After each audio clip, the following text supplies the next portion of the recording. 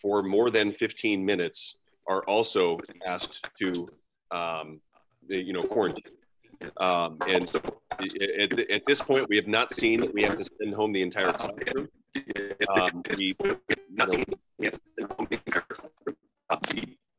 Is my audio cutting out? Because I'm hearing.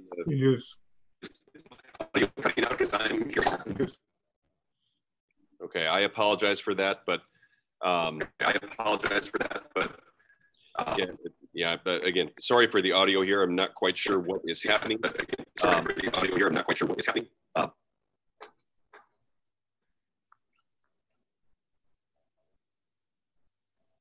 Trying to see if pausing will allow the audio to come back. I'd like to, whatever motion that is we need to get in, I'd like to get that in so that we can, at some point, if we have to drop out, we have at least accomplished that. So what is the motion that you're looking to have? The motion here would be for the board to make a motion to approve our return to school framework. There are, again, tons of details still to be, finalized and communicated out to everybody. And the comments from parents that are coming in, the questions, again, we apologize. It's impossible for us to answer all of them here, but we will go through this chat list. Mr. Souza, I believe you're on the webinar. If you can find a way to copy all of these so that we can make sure that we are addressing these in an FAQ document, I would appreciate that. But for the board, it would be a motion to approve the return to school framework. Well, if you're looking for a motion, Mr. President, I would like to make that motion that we approve the framework as presented to us this morning. Thank you. Is there a second? I'll second it. Roll call vote.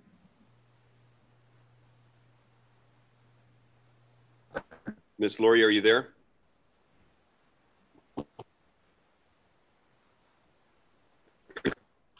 You're muted, Lori. Was that Jim that just said that? Mr. Skorzynski? Aye. Mr. Karczewski? Aye. Mrs. Allen? Aye. Mrs. Conquest? Mrs. Conquest? Emily? Emily? I'm frozen. Mrs. Conquest? Aye. Mrs. Fisher? Aye. Mr. Sartorius? Aye. Motion carried. Thank you. So now, if I'm correct, Dr. Mon, now is when you're going to break down and get with the teachers, correct? And really dissect this. So yes, there's more. I've already asked the principals to and our supervisors to invite their staff in, to collaborate on how all of this is going to work in their building. Again, the teachers union and the support staff union had a seat at our table when we put together this framework. But now I even saw one of the comments up there. It's going to take a village for this. It's all hands on deck, and the more voices that come in and give us their opinions, the better. So, yep, we're going to like Vicki brought up earlier, we're going to send out a staff survey within the next day and a half, and find out where the biggest concerns are and get their suggestions on how to make this work even better.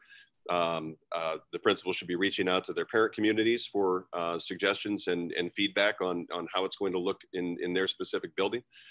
And we're going to continue to roll forward. And I will work to get the communication out to families about this return to school framework and the kind of comparison between remote instruction and in-person instruction so that they can start to make their decision. Is there going to be a document or some kind of communication, like kind of the what ifs?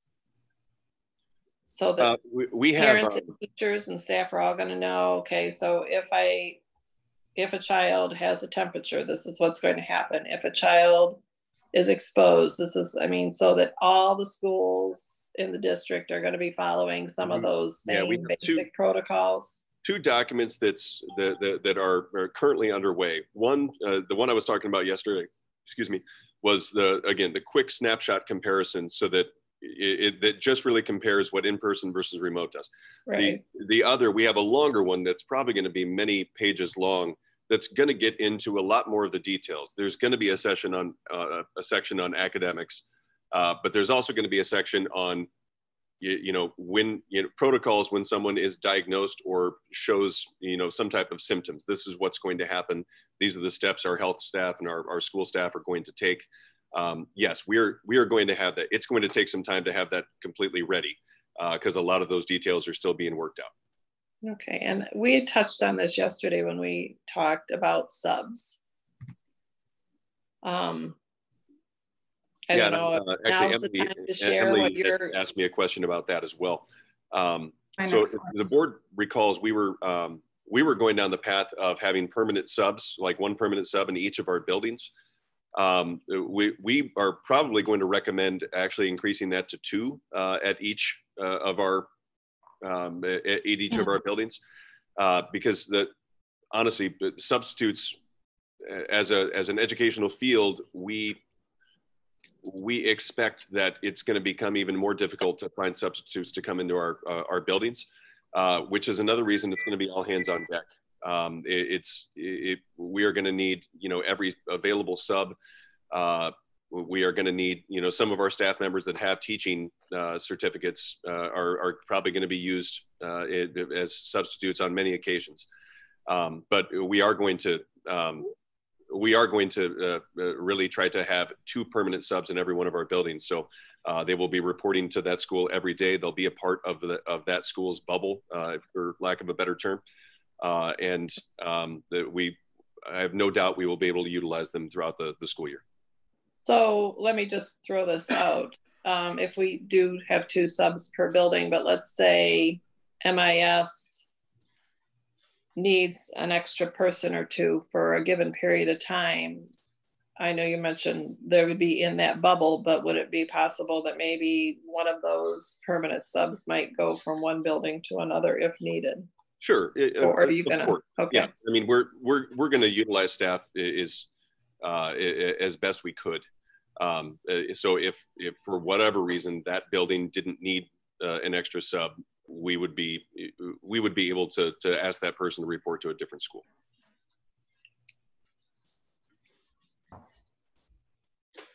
Chris, do you have a target date for the small subgroups to start meeting? Hopefully those, I didn't check in with everybody yesterday, but I hope that the buildings are already well underway working on their plans. So that should be underway already. All right. And is that going to be shared out with who, the board, I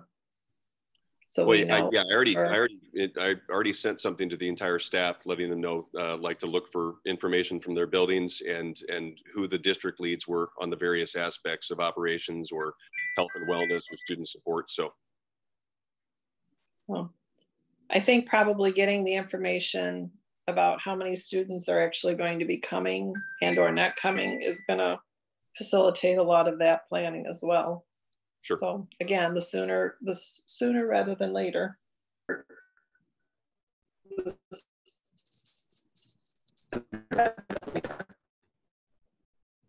Other questions from the board?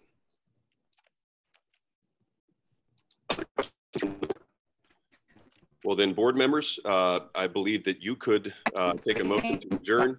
To all the parents and the attendees that are watching this, we will respond to these questions. Please email me questions. For the past 24 hours, a lot have come in. So we will respond.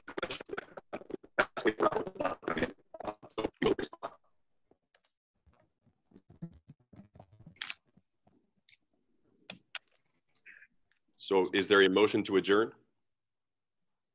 A motion to adjourn. Oh. A motion to adjourn. Oh. Will you get a second? I'll second. All those in favor? Aye. Aye. Aye. Opposed, nay. Motion carried. Thank you. All right. Thank you for your time, everyone. and we will be communicating often and with more detail. Thank you.